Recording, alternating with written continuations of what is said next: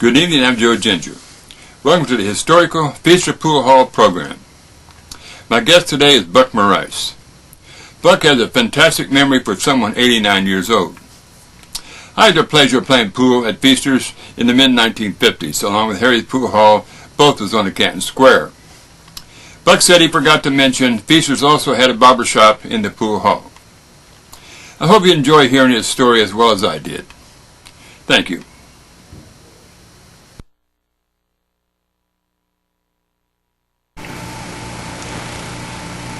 Good evening, I'm Joe Ginger, and my guest today is Buck Maurice. The subject is the historical Pfister building on the square. Buck, can you tell us about it?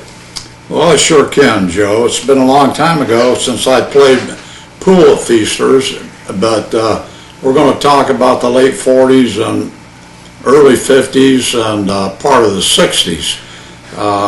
Back when I was a young kid, freshman in high school, I started going up to Pfisters. It was located on the corner of Main Street and Chestnut Street, and it was actually right in the center of town and on the square, and there was a lot of activity going on downtown, especially on the square.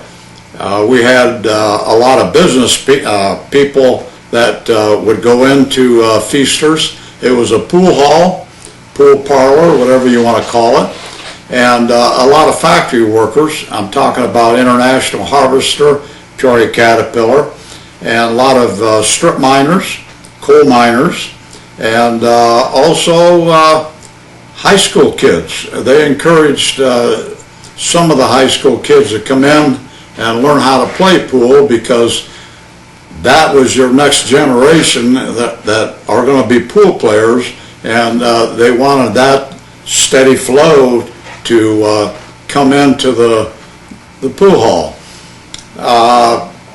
Like I said, there's a lot of people that come in there. What was the main attraction? Well, the main attraction was pool, and they had all kinds of pool. When you walked in, on the left side, there was a food counter there, and short order, hamburgers, French fries, soup, all kinds of different sandwiches. They had a cook there, Walter Bouillon, was really good, and a lot of people knew when he was going to cook, they would eat lunch there and breakfast there. International Harvester was only located about 5 blocks from Pfisters, and they would come up there. They had an hour off for lunch, and they would come in there and during their lunch and eat. Also, the business people around the square would stop in there, either there or right across the street, Brown's Snappy Service, and local people would come in there and eat lunch and play pool for maybe a half an hour or so. Right behind the lunch counter was their signature pool table. It was a straight pool table, and they kept it very clean, and they had new balls every year. Once or twice during the year, they would put new felt on the table and on the rails, and not everybody got to play straight pool. You had to be a good player.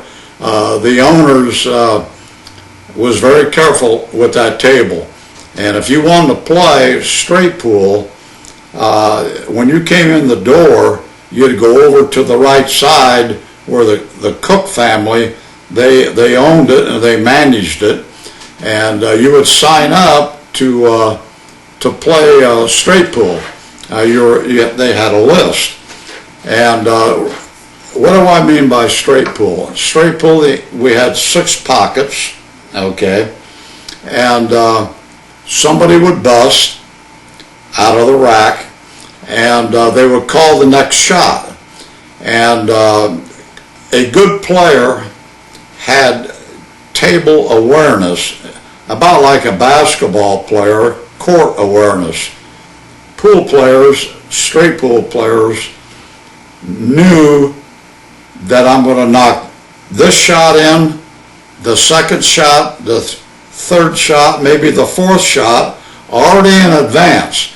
And they would knock it in, and they would have English on the ball to bring it back for the next shot. And in order to be a good straight pool player, that's what you had to learn.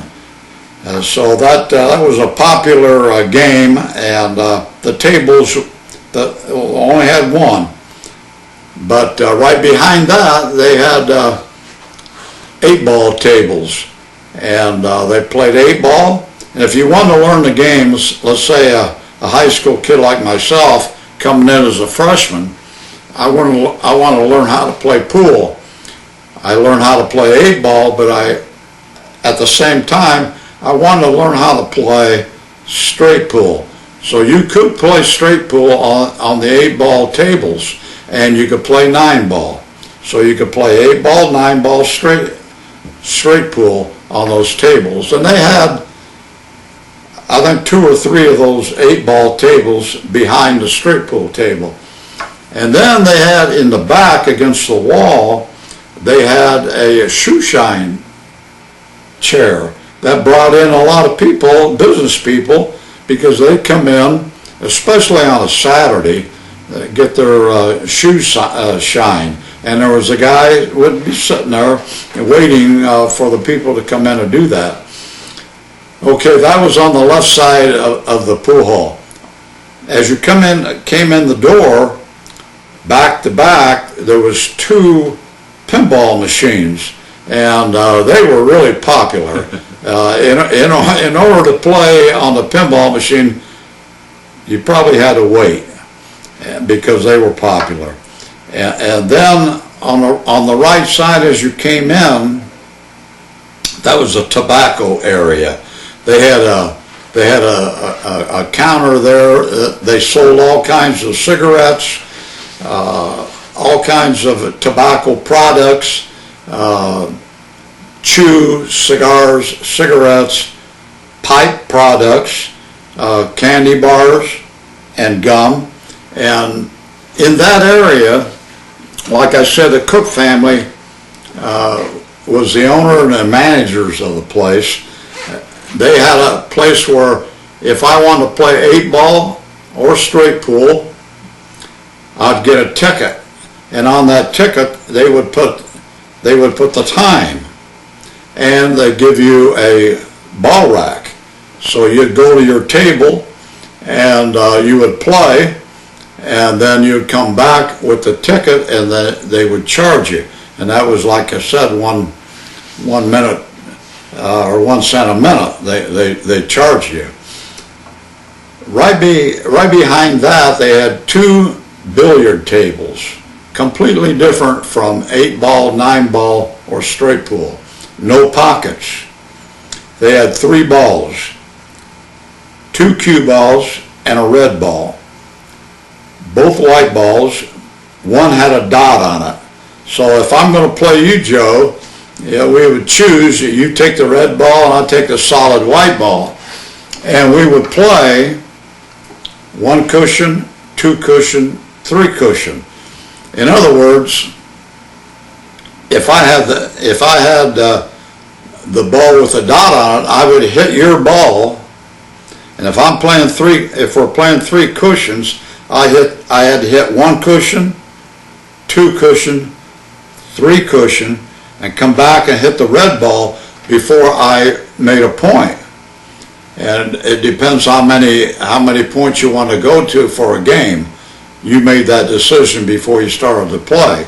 Now, a lot of guys wanted to practice their English, and that's where good pool players learn to play English on the balls. In other words, they would take a quarter or maybe a dime and stick that on the table, and I would hit your ball, if you're playing 2 cushions, 1 cushion, 2 cushion, and I'd try to get that ball to come on that quarter or that dime. Same way with 3 cushions, and that's how you learn to play the game. And then behind those two tables, they had another 8-ball table, and then in the back part they had snooker table. It was a big table, 6 pockets. They had 9 to 15 red balls, cue ball, and then colored balls, 1, 2, 3, 4, 5, 6, 7, and they would play a snooker game. And that was a tough game because the pockets were a lot smaller. Okay, you may want to know if we had any good players in there. Yes, we did. We had a lot of good players. The older guys definitely were some of the best players, but as the high school kids came in, got a little older, got out of high school, they became good players. But there was one guy that stood out. As far as I'm concerned, he was the best pool player that ever came out of this area. His name was Bill Malone. Bill came out of high school, like I said, learned the game of straight pool, beat everybody, nobody could beat him. He got drafted, he went in the Army, he went to Germany, and he entered in the all-European tournament, pool tournament, and he won it. He was a European champion, great honor. He came back to Canton and he started playing straight pool, but it wasn't a challenge to him anymore. He would beat everybody, and a lot of guys wanted to play for money or play for the ticket, and nobody wanted to play him because they couldn't win. So Bill decided, well, I'm going to go over and learn how to play billiards. I want to get with these older guys and let them show me how to play with a lot of English so that I can improve my straight pool game, which he did. He went over and he would play that game of billiards, and he got good at it. And he ended up being one of the best billiard players in town. Then he went back to the straight pool game, and he told guys, look, I want to play straight pool. I'll play you 35 or no count. Now what does this mean? This means that you take the rack, you got 15 balls, and you take the cue ball and you break it. And then you call your shot. And he would rather for you to break the rack, because if he broke the rack and if he made a ball, game over. He's going to make 35 balls, possibly 50 or possibly 100 in a row, and you're not even get a shot. So what he would do, he'd play 35 or no count, you break. You missed, his turn. And he would, I never seen anybody beat him playing 35 or no count. And it got to the point where nobody wanted to do that. I did. I didn't mind paying. I had the money. I was working at International Harvester, and I'd pay the ticket. I didn't care. The last time I played Bill, he ran 111 in a row. What does that mean? That means that he cleared the table 7 times. So if you made 15 in a row, how do you do the next rack? Well, you had a ball rack. There's 2 ways to do it. One, you put all 15 balls back in the rack, or you put them in a straight line. So if you cleared the table, you want to make sure that cue ball was lined up so you can make that last ball next to the rail. so you can start running them off. And he did that 7 times. He was something to watch. When Bill Malone got on the straight pool table, spectators, there was a crowd to come in and watch him play. Was there any hustlers? Yes, there was hustlers that came traveling through the United States, and they would stop at Pfisters, and they would want to play people. And a lot of times they'd call Bill, and they said, "No, I'm out of town, but I'll be there in 2 hours." And the guys would wait for him to show up, and they didn't want to hustle Bill Malone anymore because they got beat. How good was Bill? Well, he won the European Championship, and Peoria had a big pool hall, and occasionally they would get professionals in there to draw a crowd so they can make money. So they called this guy, his name was Willie Mosconi. Who's Willie Mosconi? He won the world title 19 times, unheard of. They called Mosconi up and he said, "Well, thanks for the invitation. I will come, one condition. You get Bill Malone, I'll play him. If you don't, I won't." So they called Bill up and he said, "I'll be glad to." Don't ask me how that game turned out. I can't remember.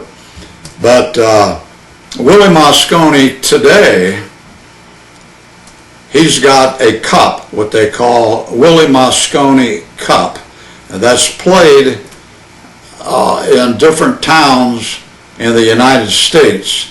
It's equivalent to golf's Ryder Cup. What do you mean by that? If you know anything about golf, you know that you have 5 golfers from Europe plays 5 golfers from the United States. They call it the Ryder Cup. Same thing happens in the Mosconi Cup. 5 European guys, 5 against the American guys. And that's quite an honor to have a cup made after you. And as far as cues, there were some business people bought their own, brought them in. They played a lot, and they owned their own pool cue. But guys like myself and other players, they just took one off the rack. You tested that on the pool table, make sure it was smooth rolling, it wasn't crooked. So we use that. How popular was pool back in them days? Well, bowling was second place. I would say pool was, back in the late 40s, early 50s, was number 1. And there was a lot of players. And like I said, there was a lot of different people that came in there, a lot of spectators. People would buy newspapers in the morning. If they didn't have it at home, the Journal-Star, Canton Daily Ledger, Wall Street Journal, there'd be some business people go in there, have coffee in the morning, leave the paper. Well, there's a lot of locals, retired people, would go in there, sit on the benches and read the paper and leave it. On the downside, what's the downside? You go in a pool hall, you're going to have smoke, and there's a lot of smoke in there, and spittoons were located on the wooden floor all over the place, and they sold the tobacco right there. A lot of guys would come in, chew the tobacco, make a spit and miss it, and the guys that would clean it up in the night had to clean that up. So it was kind of messy, but all in all, it was a very popular place. Friday and Saturday on the weekends, downtown Canton was packed with people. Sometimes they would have music at Jones Park, and a lot of people would get up in the morning on a Friday, especially on a Saturday, drive their cars up and park their car at their favorite spot and then walk home, because they knew if I drove my car up at 6 o'clock at night, chances for me to get a parking place was zero, because the whole square was packed with people.